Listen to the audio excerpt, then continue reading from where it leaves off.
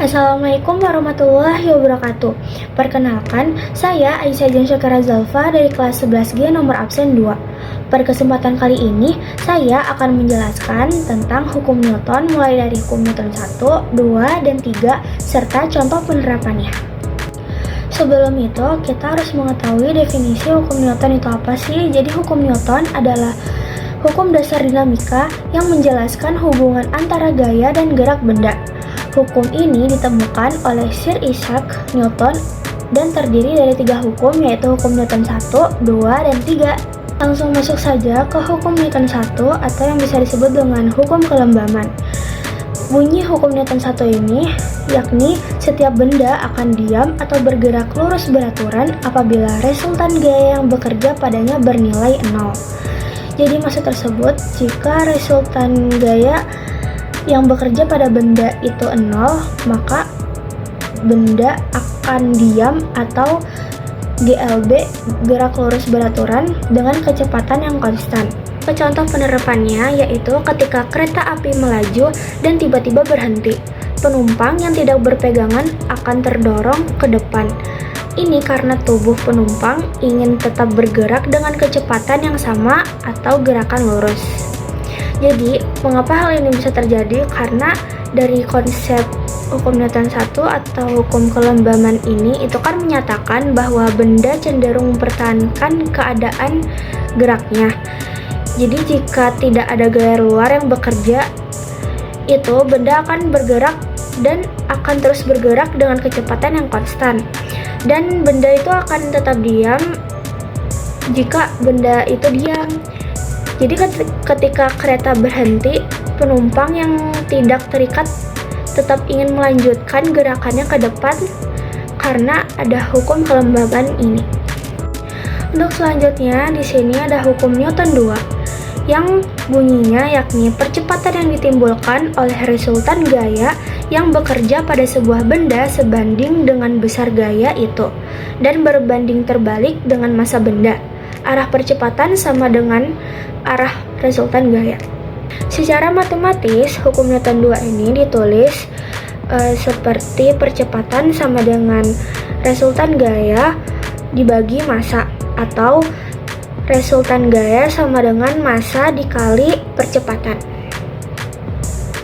Untuk contoh penerapannya yaitu jika pada saat mendorong mobil kecil dan mobil besar dengan gaya yang sama, mobil kecil akan lebih cepat bergerak karena memiliki massa yang lebih kecil. Misalnya sebagai contoh, jika gaya dorong itu 100 Newton kan, terus mobil kecilnya itu massanya 500 kg dan mobil besarnya itu massanya 1000 kg.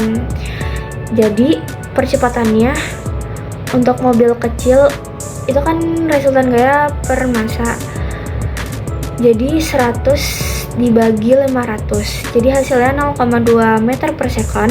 Sedangkan buat mobil besarnya itu percepatannya kan 100 dibagi 1000, jadi hasilnya 0,1 meter per second.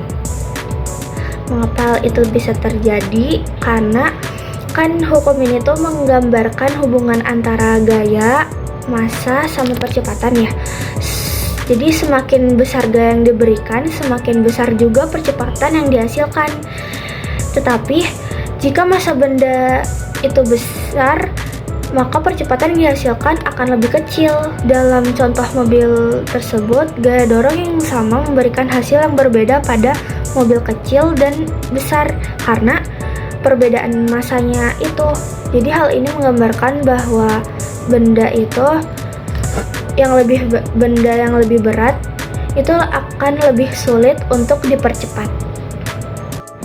Selanjutnya di sini masuk ke hukum Newton 3 atau yang biasa disebut dengan hukum aksi reaksi, yang bunyinya setiap ada gaya aksi selalu timbul gaya reaksi dalam garis kerja yang sama.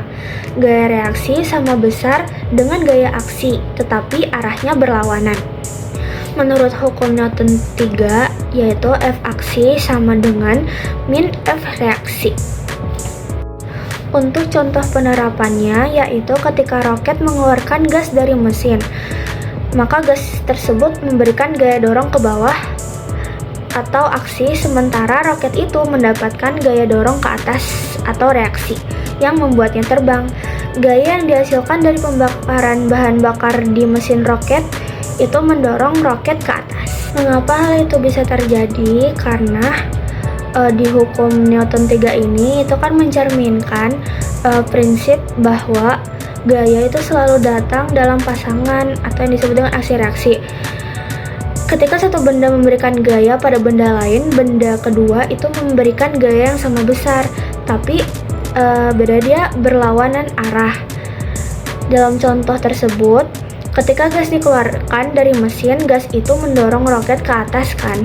Jadi gaya dorong yang dihasilkan dari gas merupakan reaksi terhadap aksi gas yang didorong keluar.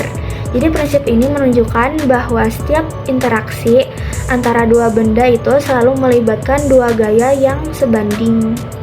Sekian pembahasan hukum Newton, materi pembelajaran fisika tentang dinamika gerak.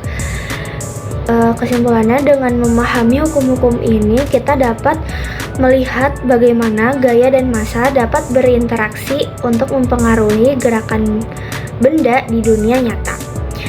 Sekian, semoga bermanfaat bagi kita semua. Terima kasih. Wassalamualaikum warahmatullahi wabarakatuh.